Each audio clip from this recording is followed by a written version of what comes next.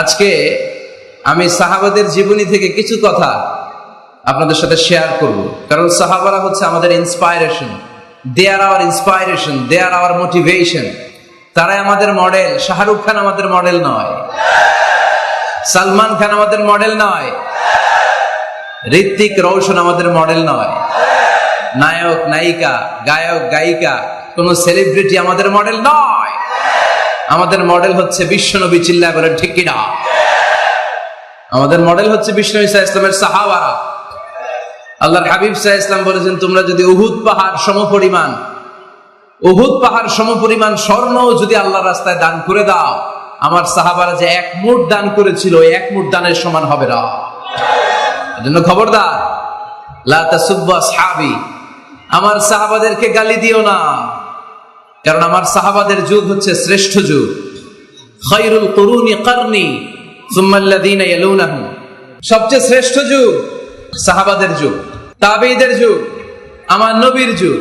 আমার নবীর যুগ সবচাইতে শ্রেষ্ঠ যুগ, সাহাবাদের যুগ সবচাইতে শ্রেষ্ঠ যুগ, তাবেঈদের যুগ সবচাইতে শ্রেষ্ঠ যুগ। নাকি এখন যে বিজ্ঞানের উৎকর্ষতার যুগ, আমাদের রকেট আছে, রকেট লঞ্চার আছে, ব্যালিস্টিক ক্ষেপণাস্ত্র আছে, আমরা বঙ্গবন্ধু স্যাটেলাইট আকাশে পাঠিয়েছি, গোটা বিশ্বকে আমরা চোখ ধাঁধানো অনেক কিছু দিয়েছি, তাই বলে কি আমাদের যুগ শ্রেষ্ঠ যুগ? কথা বলেন। খায়রুল কুরুনি কারনি, আল্লাহর হাবিব সাল্লাল্লাহু আলাইহি ওয়াসাল্লাম বললেন আমার যুগ শ্রেষ্ঠ যুগ। সুম্মাল্লাযীনা ইয়ালুনাহুম, এরপর আমার সাহাবীদের যুগ শ্রেষ্ঠ যুগ। সুম্মাল্লাযীনা ইয়ালুনাহুম, এরপর আমার তাবেঈদের যুগ শ্রেষ্ঠ যুগ। ঠিক কি না? তাহলে শ্রেষ্ঠত্বের মানদণ্ডে ওনারা উত্তীর্ণ। রাদিয়াল্লাহু আনহুম ওয়া রাদু আন, আল্লাহ তাদের উপর সন্তুষ্ট, সাহাবাদের উপর। আবার সাহাবারাও আল্লাহর উপর সন্তুষ্ট। পড়েন সুবহানাল্লাহ। এর চেয়ে বড় ঘোষণা, এর চেয়ে বড় তাকাররুবাত কোন মানুষের পক্ষে আর হতে পারে? আল্লাহ কোন ওলির জন্য বলে নাই যে আল্লাহ তাদের উপর সন্তুষ্ট। শাহিদদের জন্য আল্লাহ সরাসরি এই স্টেটমেন্ট দেন নাই যে শাহিদদের উপর আমি সন্তুষ্ট। সালেহীনদের জন্য আল্লাহ এই স্টেটমেন্ট দেন নাই যে তাদের উপর আমি সন্তুষ্ট, তারাও সন্তুষ্ট। শুধুমাত্র কেবলমাত্র একমাত্র সাহাবা রিদওয়ানুল্লাহি তাআলা আলাইহিম আজমাইন, শুধুমাত্র কেবলমাত্র একমাত্র উনাদের ক্ষেত্রে আল্লাহ বলেছেন আমি সাহাবাদের উপর সন্তুষ্ট, আর সাহাবাও আমাকে পেয়ে সন্তুষ্ট। আওয়াজ করে পড়েন আল্লাহু আকবার। এজন্য ওনারা হচ্ছে আমাদের model. The companions of our beloved prophet, they are our model. সাহাবারা আমাদের মডেল। আমরা যদি অনুকরণ করি, কাউকে ফলো করব বিশ্বনবীকে আর বিশ্বনবীর সাহাবাদেরকে। ঠিক কিনা? একমত না দ্বিমত? জোরে বলতে হবে। এজন্য রব্বুল আলামিন বলেন, মুহাম্মাদুর রাসূলুল্লাহি ওয়াল্লাযীনা মাআহু আশিদ্দাউ আলাল কুফফারি রুহামাউ বাইনাহুম। মুহাম্মদ সাল্লাল্লাহু আলাইহি ওয়াসাল্লাম হলেন আল্লাহর রাসূল। আরে আল্লাহর রাসূলের সাথে যারা থাকে মানে সাহাবারা, আশিদ্দাউ আলাল কুফফার, তারা কাফেরদের ব্যাপারে বজ্র কঠোর, রুহামাউ বাইনাহুম, নিজেরা পুষ্পকোমল। পড়েন সুবহানাল্লাহ। সাহাবারা কাফেরদের ব্যাপারে কি? বজ্র কঠোর। আওয়াজ করে বলতে হবে, কাফেরদের ব্যাপারে কি? বজ্র কঠোর। আর নিজেরা পুষ্পকোমল। আমরা হয়ে গেছি উল্টা, আমরা নিজেরা বজ্র কঠোর, তাই না? একজন আরেকজনের ছায়া দেখতে পারি না, একজন আরেকজনের নাম শুনতে পারি না। আমরা যে ভাই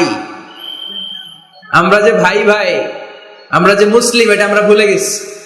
ঠিক কিনা? আমাদের কোরআন কয়টা? একটু আওয়াজ করে বলতে হবে, কোরআন কয়টা? আমাদের রব কয়জন? নবী কয়জন? কাবা কয়টা? বাইতুল্লাহ কয়টা? মসজিদে নববী কয়টা? বদরের মাঠ কয়টা? উহুদের মাঠ কয়টা? কিন্তু আমাদের মধ্যে ঠেলাঠেলি আছে না নাই? আমাদের প্রভু এক নবীর উম্মত, জীবন বিধানে ওই শিবানী কোরআন, তবে কেন এক নও হে মুসলমান, এক হও করিয়া আহ্বান। ঠিক কিনা?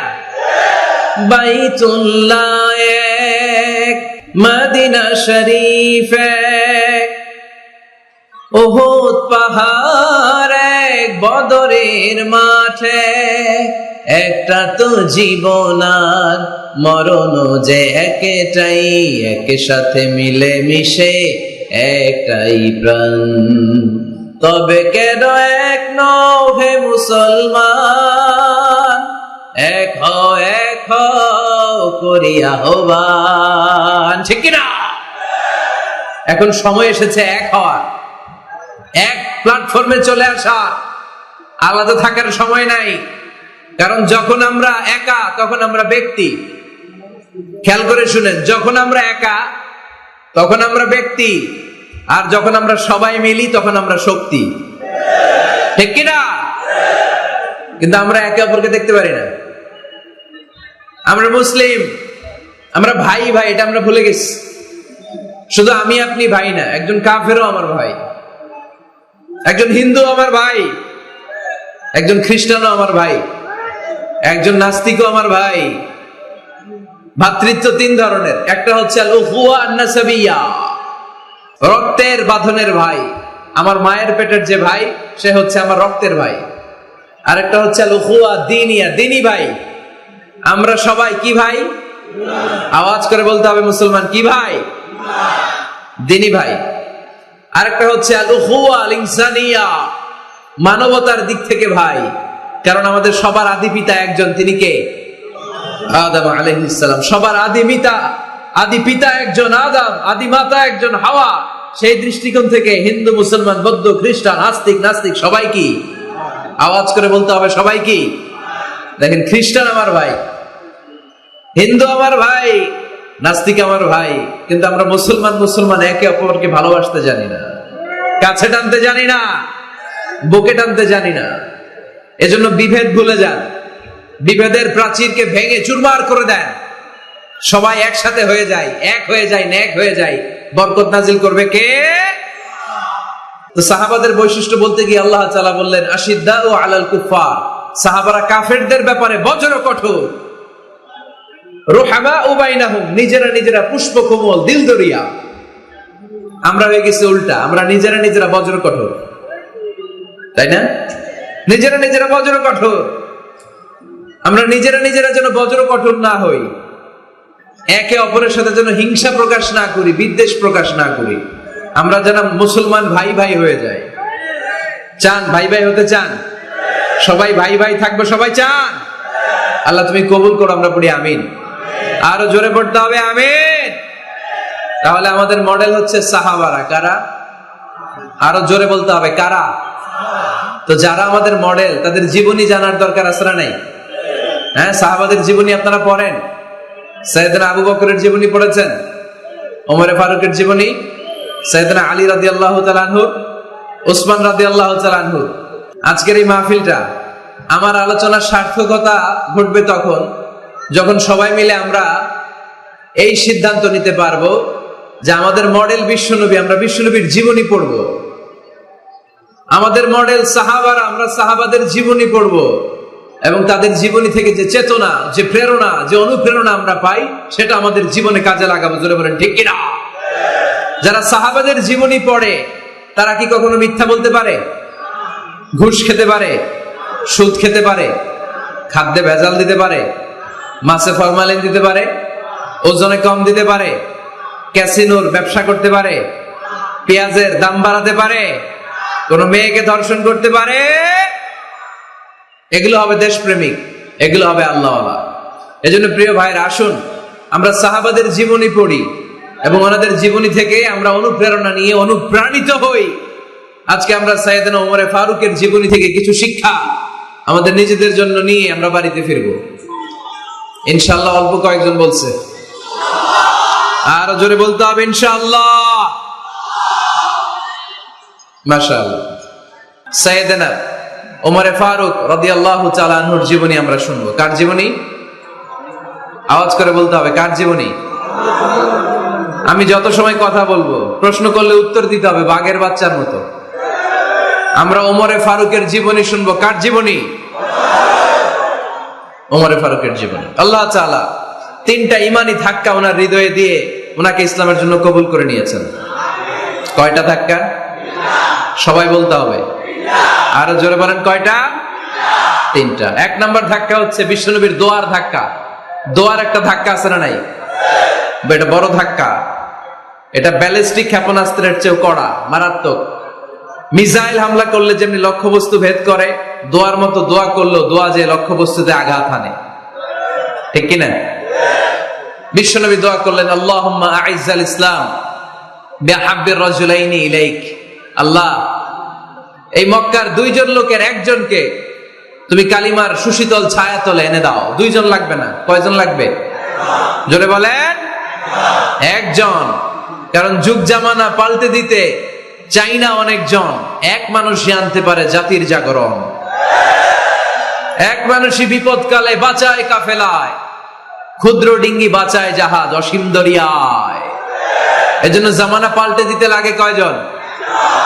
এজন্য বিশ্বনবী আল্লাহর কাছে দোয়া করলেন, আল্লাহ, মক্কার দুজনের একজন, দুজন চাই না, দুজনের যে কোনো একজনকে কালিমার সুশীতল ছায়াতলে এনে দাও। এক হলো ওমর ইবনুল খাত্তাব, হয়তো খাত্তাবের বেটা ওমরকে তুমি ইসলামের ভেতরে নিয়ে আসো, কিংবা আবি জাহাল ইবনে হিশাম, হিশামের বেটা আবু জাহেলকে তুমি মুসলমান বানায়া দাও।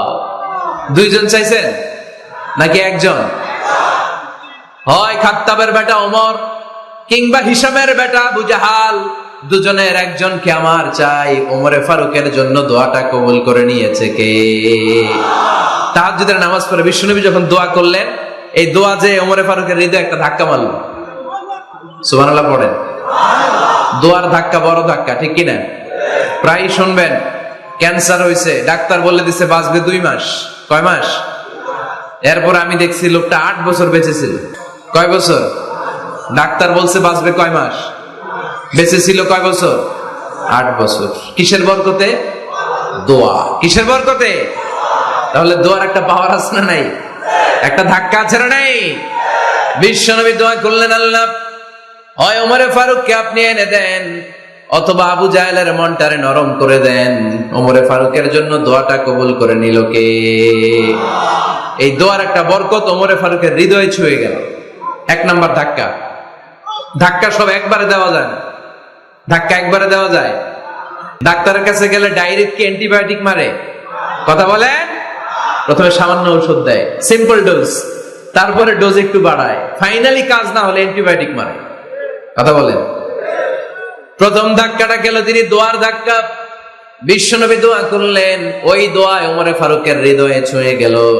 এরপরে রব্বুল আলামিন ওমরে ফারুককে ধাক্কা মারলেন কোরআনের একটা সূরা দিয়ে। সূরাটার নাম হলো সূরাতুল হাক্কা। কি সূরা? কোন সূরা দিয়ে ধাক্কা দিছে? সূরা হাক্কা। সূরা হাক্কা দিয়ে দিছে এক, কথা কয় না। সূরা হাক্কা দিয়ে দিয়েছেন এক। আল হাক্কাতু মাল হাক্কা ওয়া মা আদরাকা মাল হাক্কা। সূরা হাক্কা দিয়ে আল্লাহ একটা ধাক্কা মারলেন। ওই যে দোয়া করলেন বিশ্বনবী, দোয়ার পর সাইয়েদনা ওমর ফারুকের হৃদয়ের মধ্যে উথাল পাথাল শুরু হয়ে গেল। সব সময় লুকিয়ে লুকিয়ে বিশ্বনবীরে ফলো করে। বিশ্বনবী ডানে গেলে ওমরে ফারুক ডানে যায়, বিশ্বনবী বাঁয়ে গেলে ওমরে ফারুক বাঁয়ে যায়। বিশ্বনবী রাত্রিবেলা নামাজ পড়লে ওমরে ফারুক পেছনে লুকিয়ে লুকিয়ে বিশ্বনবীর কোরআন শুনে।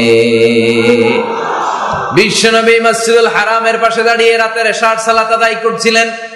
ওই টাইমে বিশ্বনবী সূরাতুল হাক্কা তেলাওয়াত করছিলেন। কোন সূরা? সূরাতুল হাক্কা বিশ্বনবী তেলাওয়াত করছেন। ওমরে ফারুক মন্ত্রমুগ্ধ হয়ে বিশ্বনবীর কণ্ঠের তেলাওয়াত শুনে। বিশ্বনবীর তেলাওয়াতের কণ্ঠ আমাদের কণ্ঠের মতো নাকি? বিশ্বনবীর কণ্ঠ কারি বাসাদের কণ্ঠের মতো? আহমদ বিন ইউসুফের কণ্ঠের মতো? আমার নবীর কণ্ঠের সুরের ঝংকারের সাথে পৃথিবীর কোন কারি সাহেবের তুলনা চলবে? কত মধুর, কত সুন্দর, কত অসাধারণ তেলাওয়াত করতেন আমার বিশ্বনবী। একবার তেলাওয়াত শুনলে পাগল না হয়ে কেউ থাকতে পারতো না। বিশ্বনবী ওমরে ফারুককে দেখেন নাই। ওমরে ফারুক লুকিয়ে লুকিয়ে বিশ্বনবীরে ফলো করে। বিশ্বনবী এশার সালাতে সূরা হাক্কা তেলাওয়াত করতে আরম্ভ করলেন। তেলাওয়াত করতে করতে করতে করতে বিশ্বনবী সামনের দিকে যেতে লাগলেন। বিশ্বনবীর চমৎকার কণ্ঠের তেলাওয়াত শুনে ওমরে ফারুক মুগ্ধ হতে লাগলো। ওমরে ফারুক অবাক, কিরে এত সুন্দর শব্দের গাঁথনি, এত সুন্দর বাক্য, এত সুন্দর অন্তমিল, এত সুন্দর কথা, এটা কবিতার মতো লাগে, মনে হয় মোহাম্মদ কবি হয়ে গেছে। কি হয়ে গেছে সবাই বলেন? মনে হয় মোহাম্মদ কবি হয়ে গেছে, কাব্য প্রতিভা দিয়ে নিজেই কবিতা বানাইছে।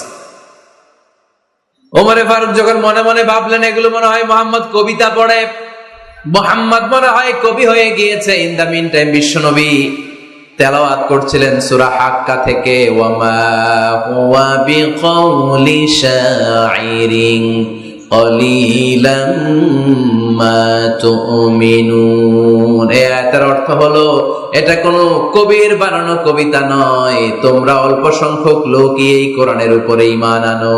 সুবহানাল্লাহ পড়ে। বিশ্বনবী ওমরে ফারুককে দেখছে নাকি? কথা কয় না, দেখেছে না? বিশ্বনবীর মতো তেলাওয়াত করে যাচ্ছে।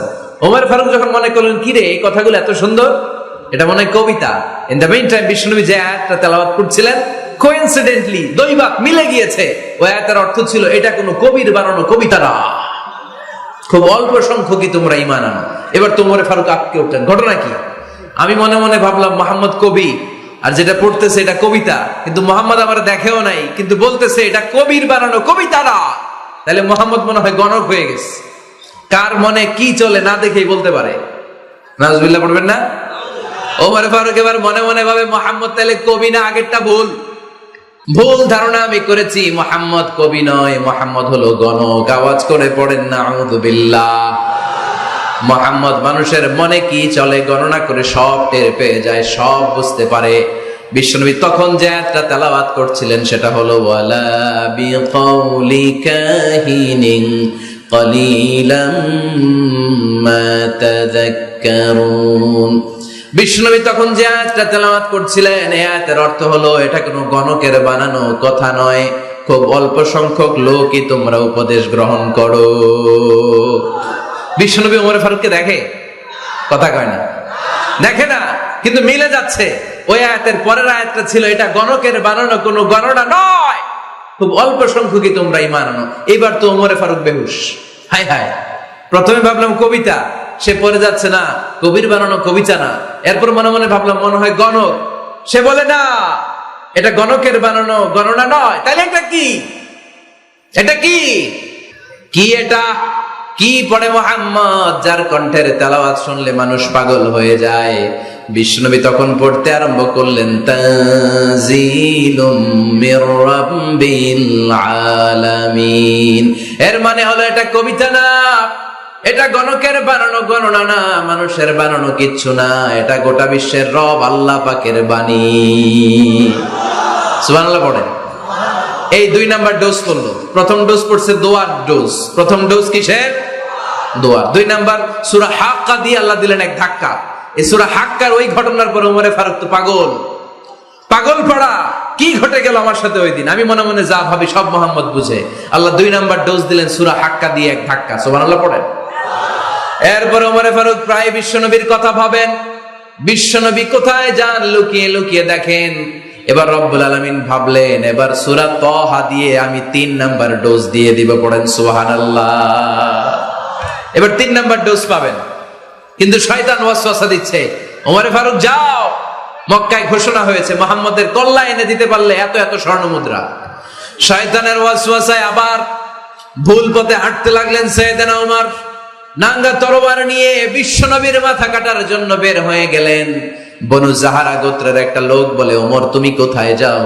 ওমরে ফারুক বলেন মুহাম্মাদের কল্লা কাটার জন্য যাচ্ছি। পড়েন নাউজুবিল্লাহ। আবু জাহারা গোত্রের লোক বলে তুমি মুহাম্মাদের কল্লা কাটতে যাও? আরে তোমার বোন ফাতেমা বিনতে খাত্তাব আর তোমার বোনের জামাই সাঈদ, এরা তো 2জন কালিমা পড়ে মুসলমান হয়ে গেছে। আরে মুহাম্মাদের কল্লা পরে কেটো, আগে ঘর সামলাও। যে ওমর, আগে ঘর সামলাও, পরে তুমি মুহাম্মাদের কল্লা কাটতে যাও। ওমরে ফারুক রেগে গেলেন, রাস্তা ঘুরিয়ে বাড়ির দিকে চলতে আরম্ভ করলেন। রাগে তিনি গড়গড় করছেন। ওমরে ফারুকের বোন ফাতেমা বিনতে খাত্তাব, বোনের জামাই সাঈদ, তাদের 2 জনকে খাব্বাব রাদিয়াল্লাহু তাআলা আনহু সূরা তাহা ঘরের ভিতরে তেলাওয়াত করে শোনাচ্ছিল। পড়েন সুবহানাল্লাহ। সূরা তাহা দিয়ে আল্লাহ একটু পরে ধাক্কা মারবে আরেকটা। ওমরে ফারুক যখন আসলেন, ওমরে ফারুকের আওয়াজ শুনে খাব্বাব রাদিয়াল্লাহু তাআলা আনহু লুকিয়ে গেলেন। ওমরে ফারুক দরজার মধ্যে কড়া নাড়লেন। বোন বলে, কে তুমি? সাইয়েদনা ওমর বললেন, আমি ওমর। খুলে দেওয়া হলো। ঘরের ভেতরে ঢুকেই কথা নাই বার্তা নাই, নিজের আপন বোনকে মারতে শুরু করলো ওমর। বোন জামাইকে আঘাত করতে শুরু করলো। মারতে মারতে নিজের কলিজার টুকরা বোনকে, বোনের জামাইকে সাইয়েদনা ওমরে ফারুক পিটাতে পিটাতে রক্তাক্ত করে ফেললেন। গা দিয়ে ফিনকি বের হয়ে যখন রক্ত বের হয়, সাইয়েদনা ওমরে ফারুকের দিলের মধ্যে মায়া তৈরি হয়ে যায়। সাইয়েদনা ওমরে ফারুক বললেন, আমার কলিজার টুকরা বোন আর বোন জামাই, তোরা কেন মুহাম্মাদের কথায় পাগল হলি? বুঝলাম না কেন মক্কার লোকগুলো পাগল পড়া হয়ে সব মুহাম্মাদের দলে চলে যায়। কি এমন কথা মুহাম্মদ তোদের শোনায়, কি এমন বাণী তোদের শোনায় যে বাণী শুনে সব তোরা মুহাম্মাদের দলে চলে গেলি? কি আছে মুহাম্মাদের কাছে? কি কি জাদুটা? কি কি জাদু পেলি সেখানে? আমার একটু দেখা।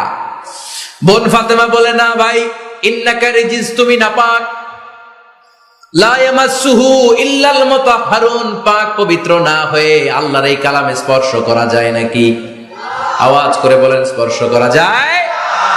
ভাই তুমি গোসল করে আসো, তাহলে তোমার হাতে তুলে দিব, তুমি পড়লেই বুঝতে পারবা কি আছে আল্লাহর এই কোরআনে। সুবহানাল্লাহ পড়েন। সাইয়েদনা ওমর ফারুক গোসল করে আসলেন। বোন এবার সূরা তাহা, চামড়ার মধ্যে সূরাতু তাহার কিছু অংশ লিখে খাব্বাব রাদিয়াল্লাহু তাআলা আনহু লুকিয়েছিলেন ওনার হাত থেকে। সূরা তাহার অংশটা নিয়ে সাইয়েদনা ওমর ফারুকের বোন ওমর ফারুকের হাতে দিয়ে বলল, ভাই তুমি আসার আগে এই অংশটা সবাই মিলে তেলাওয়াত করছিলাম। ওমর ফারুকের হৃদয়টা তখন একেবারে নরম, কারণ আগে ধাক্কা খাইছে কয়টা? জোরে বলতে হবে। প্রথম ধাক্কাটা কিসের? হ্যাঁ, দোয়া। দ্বিতীয়টা হাক্কা, সূরার নাম হাক্কা দিয়ে দিছেন আল্লাহ ধাক্কা। এবার দিবে সূরা তাহার ধাক্কা। ওমর ফারুক হাতে নিলেন। খুব ভালো আরবি জানতেন, চমৎকার আরবির অর্থ বুঝতেন, কারণ আরবি ভাষাভাষী মানুষ। হাতে নিয়ে নজর দেওয়ার পরে ওনার চোখ দিয়ে দাঁড় দাঁড় করে পানি বের হয়ে গেল। ওমর ফারুক আয়াতগুলোর দিকে তাকিয়ে পড়তে আরম্ভ করলেন। তাহা মা আনজালনা আলাইকাল কুরআনা লিতাশকা ইল্লা তাযকিরাতান লিমান ইয়াখশা তানজিলাম মিম্মান খালাকাল আরদা ওয়াস সামাওয়াতিল উলা। পড়েন সুবহানাল্লাহ। উনি পড়তে আরম্ভ করলেন, তাহা মা আনজালনা আলাইকাল কুরআনা লিতাশকা, এই কোরআনকে হতভাগা জাতি হিসেবে থাকার জন্য তোমাদের উপর নাজিল করি নাই। তানজিলাম মিম্মান খালাকাল আরদা ওয়াস সামাওয়াতিল উলা, এটা ওই রবের পক্ষ থেকে, ওই সত্তার পক্ষ থেকে নাজিল হয়েছে যেই রব জমিন তৈরি করেছেন, যেই রব বিশাল সুবিশাল আকাশও তৈরি করেছেন। সুবহানাল্লাহ পড়েন। সূরা তাহার এই চমৎকার অসাধারণ শব্দ গাঁথনি দিয়ে এই আয়াতগুলো যখন পড়তে আরম্ভ করলেন, ওমর ফারুক আর নিজের উপর ব্যালেন্স রাখতে পারলেন না, আর ধরে রাখতে পারলেন না। এবার ডাইরেক্ট অ্যাকশন। এবার কি? এবার কি? 3 নাম্বার ধাক্কা খেয়ে, সূরা তাহার ধাক্কা খেয়ে আর সামলাতে পারলেন না, পাগলের মতো হয়ে গেলেন। বলতে আরম্ভ করলেন, আইনা মুহাম্মদ, মুহাম্মদ কোথায়? সাইয়েদনা খাব্বাব বললেন, বিশ্বনবী সাফা পাহাড়ের পাদদেশে দারুল আরকাম ইবনে আবিল আরকামের ঘরে বসে বসে লুকিয়ে লুকিয়ে কোরআনের দাওয়াত দিচ্ছে। ওমর, তুমি যদি মুহাম্মদ সাল্লাল্লাহু আলাইহি ওয়াসাল্লামের দেখা পেতে চাও, তাড়াতাড়ি দারুল আরকামের ঘরের দিকে ছুটে যাও। ওমর ফারুক তলোয়ার নিয়ে ছুটলেন, পাগলের মতো ছুটলেন, আর ধৈর্য ধারণ করতে পারেন না। বিশ্বনবীর নূরানী চেহারাটা একবার দেখার জন্য পাগলের মতো ছুটতে আরম্ভ করলেন। ওমর ফারুককে দারুল আরকামের কাছে আসতে দেখে বিশ্বনবীর চাচা হামজা ইবনে আব্দুল মুত্তালিব এসে বলে, নবী তাড়াতাড়ি দারুল আরকামের ঘর থেকে আপনি পালিয়ে অন্য কোথাও চলে যান। ওই যে ওমর ইবনে খাত্তাব নাঙ্গা তলোয়ার নিয়ে আপনার উপর আক্রমণ করার জন্য ছুটে আসছে গো নবী। বিশ্বনবী বললেন, ও আমার সাহাবারা, ও আমার চাচা হামজা, সবাই আপনারা সরে যান, ওমরে আসতে দেন, ওমরে বাধা দিয়েন না। কারণ কিছুদিন আগে তাহাজ্জুদের নামাজ পড়ে আমি আল্লাহর কাছে একটা বিশেষ দোয়া করেছি, আমার মন বলছে ওই দোয়াটা আল্লাহ কবুল করতে শুরু করেছে। ওমর ফারুক চলে আসলেন, এসে কোনো কথা নাই, চিৎকার দিয়ে বললেন, আশহাদু আল্লা ইলাহা ইল্লাল্লাহ ওয়া আশহাদু আন্না মুহাম্মাদান আবদুহু ওয়া রাসূলুহু, আমি সাক্ষ্য দিলাম আল্লাহ এক, অদ্বিতীয়, আল্লাহ ছাড়া কোনো ইলাহা নাই, নিশ্চয় আপনি মুহাম্মদ আল্লাহর বান্দা এবং রাসূল। সুবহানাল্লাহ পড়েন। এই কালমা শাহাদাতের ভেতরে আল্লাহর কথা, আমার নবীর কথা ঢুকিয়ে দিয়েছে কে? ঝিনুকের ভেতর লুকিয়ে থাকে যেমন মতি, ঝিনুকের ভেতর লুকিয়ে থাকে যেমন মতি, কালমা শাহাদাতে আছে আল্লাহর জ্যোতি, কালমা শাহাদাতে আছে আল্লাহর জ্যোতি। পড়েন, ঝিনুকের ভেতর লুকিয়ে থাকে যেমন মতি, ঝিনুকের ভেতর লুকিয়ে থাকে যেমন মতি, কালমা শাহাদাতে আছে আল্লাহর জ্যোতি, কালমা শাহাদাতে আছে আল্লাহর জ্যোতি। পড়েন আল্লাহু আকবার। ওই শাহাদাতের জ্যোতি সাইয়েদনা ওমর ফারুকের হৃদয়টারে উজালা করে দিল। দুনিয়ার সব ভয়কে পেছনে ফেলে এক আল্লাহর ভয়কে অন্তরে ধারণ করে আওয়াজ করে বললেন, আশহাদু আল্লা ইলাহা ইল্লাল্লাহু ওয়াহদাহু লা শারীকা লাহু ওয়া আশহাদু আন্না মুহাম্মাদান আবদুহু ওয়া রাসূলুহু। পড়েন সুবহানাল্লাহ। তিনটা ধাক্কা। কয়টা? সবাই বলতে হবে কয়টা? প্রথম ধাক্কাটা দোয়া, দ্বিতীয় ধাক্কা হাক্কা, তৃতীয় ধাক্কা সূরা তাহা। তিনটা ধাক্কার মাধ্যমে সাইয়েদনা ওমর ফারুককে মুসলমানদের লিডার বানায় দিল কে? ওমর ফারুক কালিমা পড়ে মুসলমান হয়ে গেছে। মুসলিম সাহাবাদের মধ্যে আনন্দের বন্যা বয়ে গেল। বিশ্বনবী খুশি হয়ে গেলেন, আল্লাহ শুকরিয়া করলেন, আল্লাহ তুমি আমার দোয়া ফিরিয়ে দাও নাই, আমি বলেছি দুজনের একজনকে চাই, তুমি ওমর ফারুককে দান করেছো। বলেন আলহামদুলিল্লাহ। এবার ওমর ফারুক বিশ্বনবীর প্রশ্ন করলেন, নবী আলাসনা আলাল হক, আমি প্রশ্ন করি উত্তর দেন, আমরা কি সত্যের উপর নাই? বিশ্বনবী বললেন, বালা ওমর, আমরা এই সত্যের উপরে আছি। আমাদের কোরআন কি সত্য নয়? বিশ্বনবী বললেন, কোরআনও সত্য। আমাদের রব আল্লাহ কি সত্য নন? বিশ্বনবী বললেন, সত্য। ওমর ফারুক বললেন, তাহলে ফিমাল ইখতিফা, তাহলে লুকিয়ে লুকিয়ে আর গোপনে দাওয়াতি কাজ কেন? আপনি সত্য নবী, কোরআন সত্য কিতাব, আমার রব আল্লাহ সত্য, আর আমি ওমর কালিমা পড়ে মুসলমান হয়ে গিয়েছি, তাহলে ফিমাল ইখতিফা, আর লুকিয়ে লুকিয়ে কোরআনের দাওয়াত দিবেন কেন? বের হন, মক্কার শহরের মাঝখানে চলে আসেন, চিৎকার করে আমরা আল্লাহর নামের ঘোষণা দেব। বিশ্বনবী ডেকে বললেন, না ওমর, এটা মাক্কি জীবন, ওমর এটা মাক্কি জীবন, এখানে দাওয়াতি কাজ করব লুকিয়ে লুকিয়ে, আস্তে আস্তে। আল্লাহ যখন আমাদেরকে বিজয়ী করে দিবেন, তখন আমরা প্রকাশ্যে দাওয়াত দিলে কোনো সমস্যা নাই। সাইয়েদনা ওমর ফারুক বলেন, না ও নবী, আমার উপর ছেড়ে দেন, আমি দেখব আপনি আমারে শুধু মক্কার জমিনে একটা মিছিল দেওয়ার অনুমতি দেন। কিসের অনুমতি? আল্লাহর নামের তাকবীর দেওয়ার অনুমতি দেন। বিশ্বনবী বললেন, ঠিক আছে, সাবধানে তাকবীর দিও। ওমর ফারুক তাকবীর দেওয়ার জন্য লক্ষ্য খুঁজতে আরম্ভ করলেন। মুসলিম 11 জন সাহাবাকে খুঁজে পেলেন। কয়জন? ওমর ফারুক বললেন 11 জনই চলবে। 11 জনকে 2 লাইন করলেন। কয় লাইন? পিছনে 6 জন, সামনে 5 জন।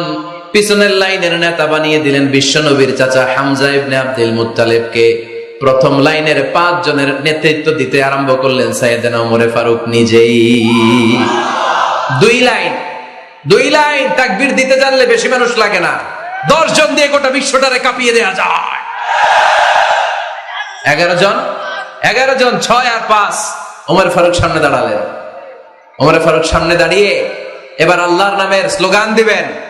ওমর ফারুক বলেন, আমরা খুব লম্বা চূড়া স্লোগান দিব না, খুব ছোট্ট, দারুল আরকামের ঘর থেকে কাবা ঘর পর্যন্ত, বাইতুল্লাহ পর্যন্ত, এতটুকু জায়গা আমরা তাকবীর দিতে দিতে সামনের দিকে এগোবো, পৃথিবীর কোনো শক্তি আমাদেরকে থামায় দিতে পারবে না।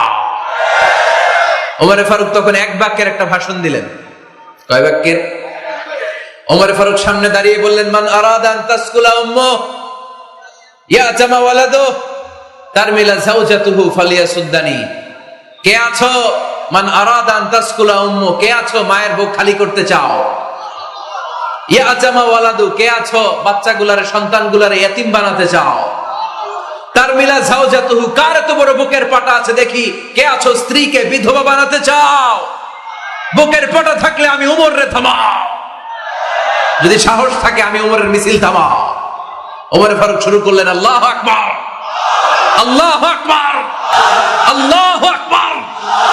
স্লোগান দিতে দিতে সাইয়েদনা ওমর ফারুক কাবার গিলাফ যে স্পর্শ করলেন, ওমর ফারুকের এই স্লোগান কেউ থামাতে পারে নাই। কিয়ামত পর্যন্ত এই আল্লাহর নামের স্লোগান কেউ থামাতে পারবে না। চিল্লায় বলো ঠিক কিনা?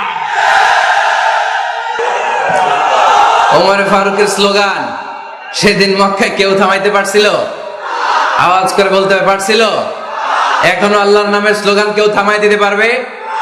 কিয়ামত পর্যন্ত আমার রবের স্লোগান কেউ থামাতে পারবে? পারবে না।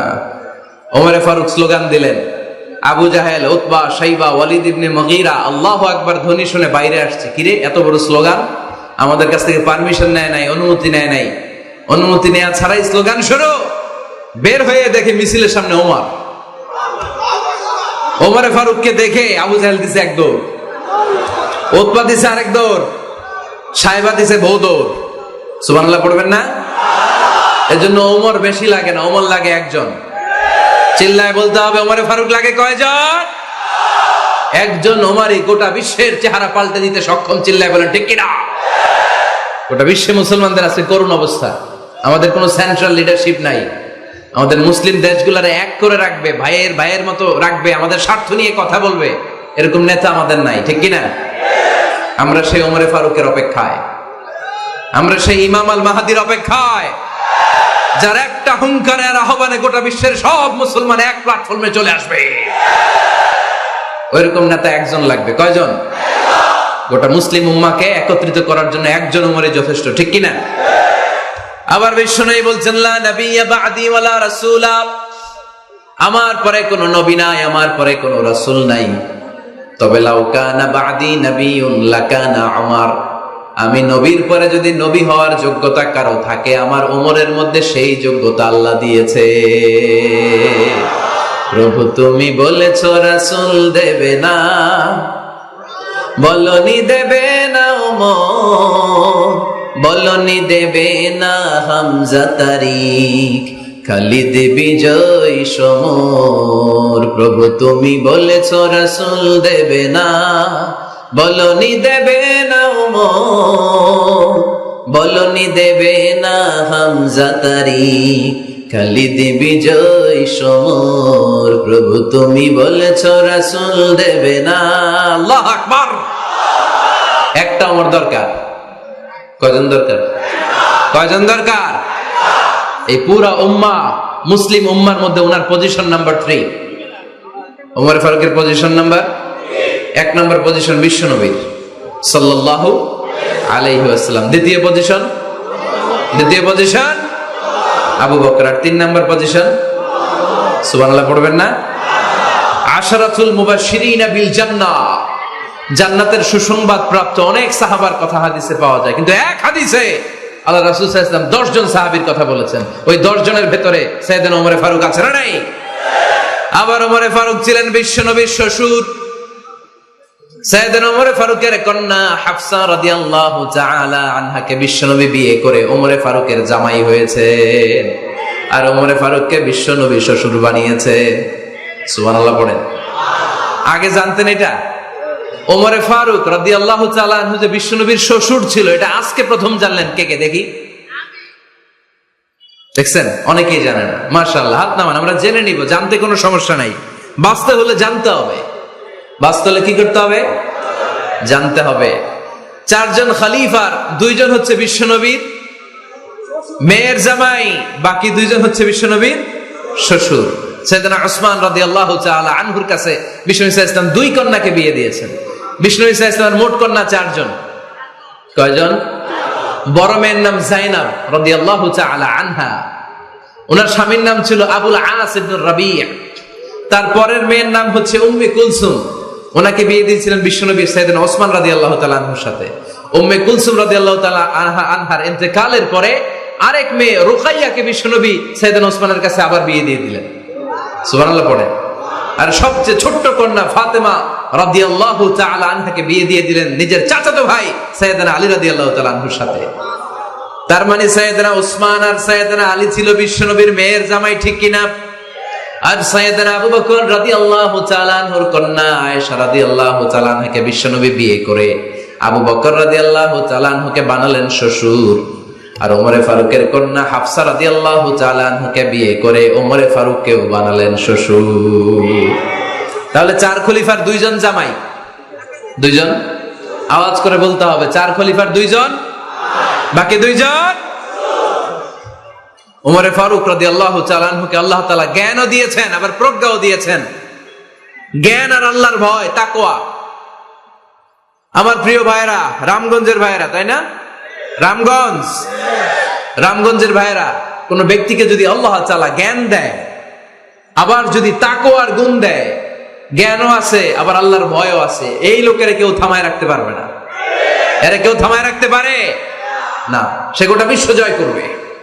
সাইয়েদনা ওমরে ফারুককে আল্লাহ তাআলা জ্ঞানও দিয়েছেন, আবার তাকওয়াও দিয়েছেন। সুবহানাল্লাহ পড়েন। বিশ্বনবী সাল্লাল্লাহু আলাইহি ওয়াসাল্লাম স্বপ্ন দেখলেন, বিশ্বনবী দুধ খাচ্ছেন, আঙ্গুলের ভেতর দিয়ে ফাঁক দিয়ে দুধ বের হয়, বিশ্বনবী দুধ খাচ্ছেন। খেতে খেতে একটু দুধ আঙ্গুলে লেগে আছে, এই আঙ্গুলটা কারো মুখে না দিয়ে বিশ্বনবী সাল্লাল্লাহু আলাইহি ওয়াসাল্লাম ওমরে ফারুকের মুখের ভেতরে ঢুকাই দিলেন। অতিরিক্ত দুধটা ওমরে ফারুক খেলেন। সাহাবারা বললেন, মাযা ওয়ালতা বিহি ইয়া রাসূলুল্লাহ, হে আল্লাহর রাসূল, এই স্বপ্ন দিয়ে কি বুঝালেন, বুঝলাম না। বিশ্বনবী সাল্লাল্লাহু আলাইহি ওয়াসাল্লাম বললেন, আউয়ালতু বিহি আল ইলম, এটা দিয়ে আমি জ্ঞান বুঝিয়েছি, কারণ অতিরিক্ত দুধের অংশটা আমি কাউরে না দিয়ে ওমরকে দিয়েছি, তার মানে ওমরের জ্ঞানের কোনো তুলনা হয় না। এজন্য স্বপ্নে যদি কেউ দেখেন আপনি দুধ পান করছেন, এটা প্রমাণ করে আল্লাহ তাআলা আপনাকে দ্বীনের জ্ঞান দান করবে। আবার বিশ্বনবী সাল্লাল্লাহু আলাইহি ওয়াসাল্লাম আবার আরেক রাতে স্বপ্ন দেখলেন, সাহাবারা লাইন ধরে বিশ্বনবীর সামনে দাঁড়ানো, কোন সাহাবার জামা নাভি পর্যন্ত, কোন সাহাবার জামা হাঁটু পর্যন্ত, কোন সাহাবার জামা টাকনু পর্যন্ত, কোন সাহাবার জামা আরো ছোট, কিন্তু ওমরে ফারুকের জামা বিশ্বনবী দেখলেন এত বড়, টেনে হিচড়ে হিচড়ে বিশ্বনবীর সাথে চলছে। সুবহানাল্লাহ পড়বেন না?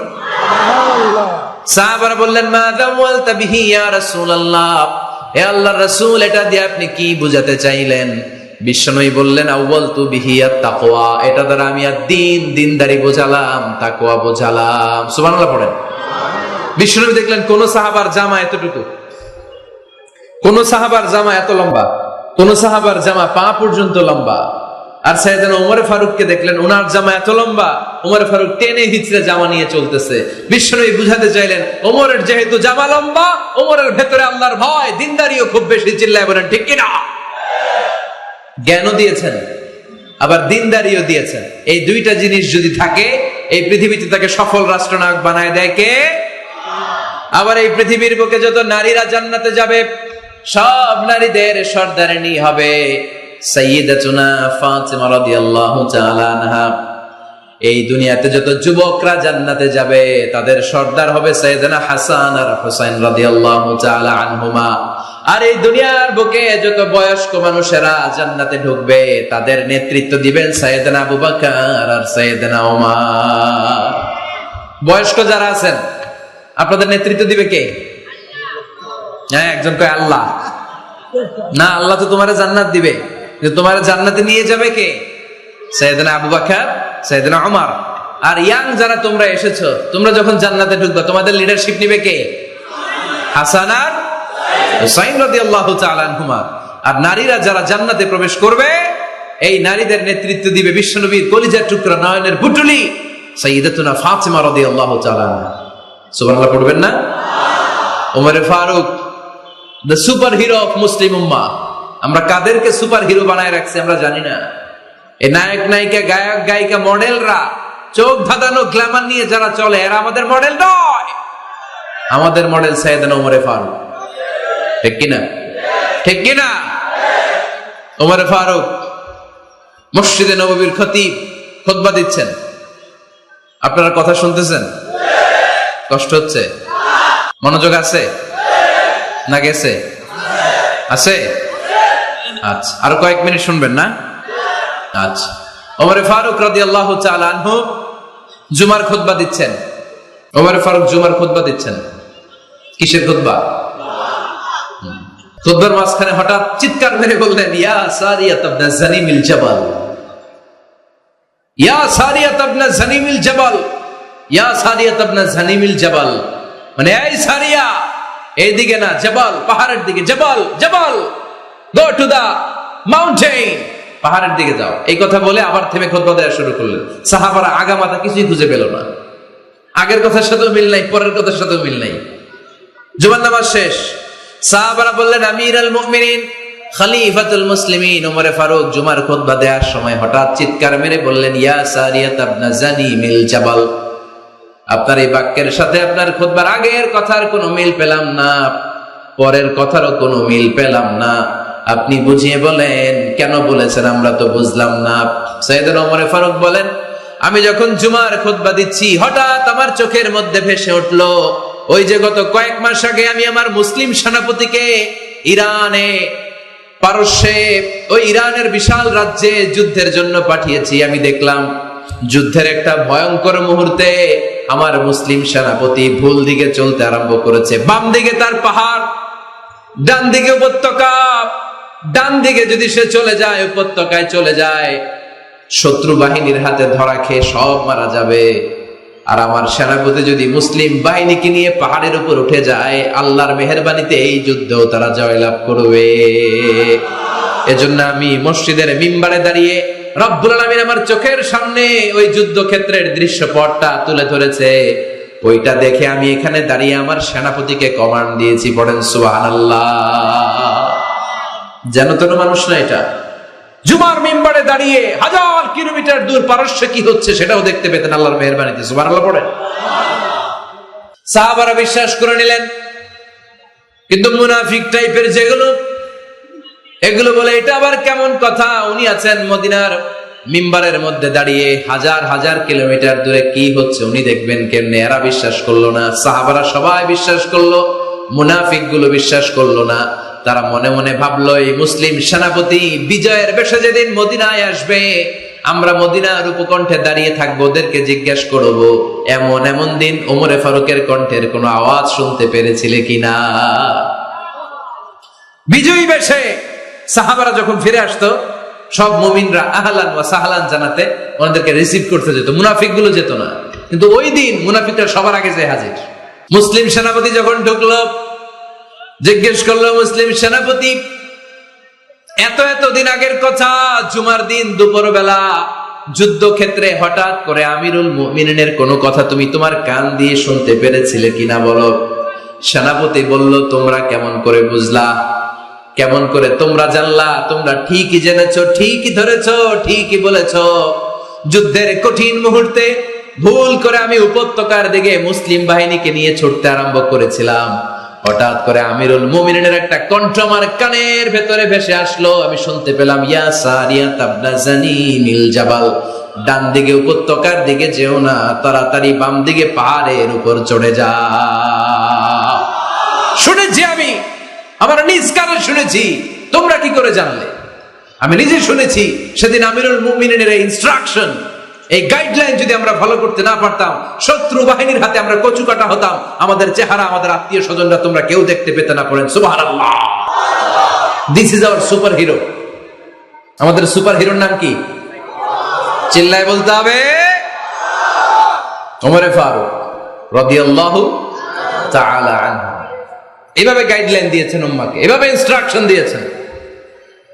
ওমর ফারুকের ব্যাপারে বিশ্বনবী বলেছেন, আশাদ্দুহুম ফি আমরিল্লাহি উমর, আল্লাহর জমিনে আল্লাহর দ্বীন বাস্তবায়নের ক্ষেত্রে আমার ওমরে ফারুকের চাইতে কঠিন কেউ ছিল না। এজন্য ওমরে ফারুককে মুনাফিকরা জমের মতো ভয় পেত। কারা ভয় পেত? এমনকি শয়তানও ভয় পেত। সুবহানাল্লাহ পড়েন। বিশ্বনবী বলতেন, মা লাকিয়াকা শাইতানু সালিকান ফাজ্জান ইল্লা সালাকা ফাজ্জান গায়রা ফাজ্জিন। ওমর, তোমার যদি ইবলিস শয়তান এই রাস্তা দিয়ে হেঁটে আসতে দেখে, ইবলিস শয়তান এই রাস্তা রেখে দিয়ে অন্য রাস্তা দিয়ে হাঁটে। ওমর, তুমি যদি এই রাস্তা দিয়ে হাঁটো, শয়তান জীবনে ওই রাস্তা দিয়ে হাঁটবে না, এই রাস্তা ধুয়ে আরেক রাস্তা দিয়ে হাঁটে। সুবহানাল্লাহ কইতে পারলেন না? আল্লাহর হাবিব সাল্লাল্লাহু আলাইহি ওয়াসাল্লামের স্ত্রীরা মাঝে মাঝে রাসূল সাল্লাল্লাহু আলাইহি ওয়াসাল্লামের কাছে বায়না ধরতো, নবী আমাদেরকে এইটা দেন, ওইটা দেন, আমাদের ঘরে এইটা নাই, ওইটা নাই। বিশ্বনবীকে, আমার কাছে কিচ্ছু নাই, থাকলে এমনি থাকো, নাইলে যাও। কিন্তু বিবিরাও ছাড়ে না, নবী আমাদের এইটা দেন, ওইটা দেন, বায়না ধরছে সব বিবিরা। বিশ্বনবীর স্ত্রী ছিল কয়জন? হ্যাঁ, কয়জন? 11 জন। দাসী 2 জন, সব মিলে 13 জন, 11 স্ত্রী ধরছে, নবী এটা দেন ওইটা দেন। বিষ্ণু বলে কিছু নাই, স্ত্রীরাও ছাড়ে না। ইন দ্য মিন টাইম বিষ্ণুনবী হঠাৎ একটা সালাম শুনতে পেলেন। কে যেন দরজার মধ্যে এসে দাঁড়িয়ে নক দিচ্ছে আর বলছে আসসালামু আলাইকুম ওয়া রাহমাতুল্লাহ। বিষ্ণুনবী সালামের উত্তর দিলেন ওয়া আলাইকুমুস সালাম ওয়া রাহমাতুল্লাহ। আর বিষ্ণুনবী বুঝতে পেলেন এটা সাইয়েদনা ওমরে ফারুকের কণ্ঠ। কার কণ্ঠ? সালামের উত্তর দিয়ে বিবিদের দিকে তাকায় দেখে একটা বিবিও নাই, সব অন্দরমহলে দৌড়। সুবহানাল্লাহ কইবেন না? এটারে ভয়ের কারণে দৌড় এটা বলে না, শ্রদ্ধার কারণে, তার হাইবাতের কারণে, হাইবাত পার্সোনালিটি, এটাকে বলে হাইবাত ওমর। ওমরে ফারুকের হাইবাত পার্সোনালিটি এত স্ট্রং ছিল, ওনাকে দেখলেই মানুষ ভয় পেত। ইসলামের জন্য ভয়। সুবহানাল্লাহ পড়তে হবে। বিশ্বনবীর কলিজার টুকরা স্ত্রী আম্মা জান আয়েশা রাদিয়াল্লাহু তাআলা আনহা, উনি নিজে ওমরে ফারুককে ভয় পেতেন, নিজেও ভয় পেতেন। মাঝে মাঝে বিশ্বনবীর সাথে ঝগড়া হয়ে গেলে, মধুর ঝগড়া, ভালোবাসার ঝগড়া যদি হয়ে যেত, বিশ্বনবী বলতেন আয়েশা চলো মিটমাট করে ফেলি, ঝগড়া করে কয়দিন থাকবো, চলো মিটমাট করি। তো মিটমাট করার জন্য রাজি আছো? আম্মা জান আয়েশা বলতেন হ্যাঁ রাজি আছি। তো কারে আনা যায়? ওমর রে ডেকে আনি মিটমাট করার জন্য। আয়েশা রাদিয়াল্লাহু তাআলা আনহা বলে ওরে বাপ রে বাপ, ওমর না না, ওমর খালিজ, ওমরে ফারুকের ভয় লাগে আমার। সুবহানাল্লাহ কইবেন না? বিশ্বনবী যখন বলতেন আয়েশা তাহলে তোমার আব্বুকে ডেকে আনি, আম্মা জান আয়েশা বলতেন ঠিক আছে আব্বুরে ডেকে নিয়ে আসেন। আবু বকর রাদিয়াল্লাহু তাআলা আনহুরে ডেকে নিয়ে আসেন। আমার আব্বুর মতো নরম দিলের মানুষ আমি জীবনে দেখি নাই। আবু বকর রাদিয়াল্লাহু তাআলা আনহু খুব নরম দিলের লোক ছিলেন, তার বিপরীতে ওমরে ফারুক ছিলেন খুব কঠিন মেজাজের। দুইটাই লাগে, কথা কও, নরমও যেমন লাগে গরমও লাগে। নরম গরমের সমন্বয় দরকার আছে না নেই? আমার সুপার হিরো ওমরে ফারুক রাদিয়াল্লাহু তাআলা আনহু। আমরা যাদের আমাদের ছোট্ট বাচ্চা আছে, ঘরে 2 বছর 3 বছরের শিশু আছেন আমাদের, রাতের বেলা দেখবেন খেতে চায় না, খালি মায়ের জ্বালায়। তো মা তখন বলে এই খাও নাইলে ভূত আসবে, ওই যে বিড়াল আসবে, বাঘ আসবে, ভাল্লুক আসবে, এগুলো বলে না? এগুলো বলে ভুলিয়ে বালিয়ে বাচ্চাকে ভয় দেখে খাওয়াতে চায়। লক্ষ্মীপুরে আপনারা কিসের ভয় দেখান? হ্যাঁ, ভূতের? কিসের কিসের? বাঘের? কালা বিলাই, কালাচান। আচ্ছা, তো এই যে বাঘ আসবে, ভাল্লুক আসবে, এই তাড়াতাড়ি খাও, বাঘ আসবে। বাঘের কথা শুনলে বাচ্চারা খেয়ে ফেলে ভয়ে, এই ভূত আসলো, ভূত তাড়াতাড়ি খা, না খাইলে ভূতে ধরবে, তো খা, সাথে সাথে খায়। মদিনাতে যখন ওমরে ফারুক রাদিয়াল্লাহু তাআলা আনহু মদিনার খলিফা, তখন মদিনার বাচ্চারাও মাদেরকে এরকম জ্বালাতো, খেতে চাইতো না। মায়েরা খাবার নিয়ে বাচ্চাদের পেছনে ঘুরতো। তখন মদিনার মায়েরা বাচ্চাদেরকে বলতো তাড়াতাড়ি খাও, হা হুয়া ইয়াতি উমর, হুয়া উমর, তাড়াতাড়ি খাও, ওই যে ওমর আসতেছে, ওমর আসতেছে শুনলেই বাচ্চারা তাড়াতাড়ি খেয়ে ফেলতো, বাঘের মতো ভয় পেত। চিল্লায় পড়েন আল্লাহু আকবার। মুসলিম ইতিহাসে প্রথম চিফ জাস্টিস আবু বকর রাদিয়াল্লাহু তাআলা আনহু যখন খলিফা, চিফ জাস্টিস বানাই দিয়েছেন ওমরে ফারুককে। সর্বপ্রথম কোরআন সংকলনের পরামর্শ দিয়েছেন সাইয়েদনা ওমরে ফারুক।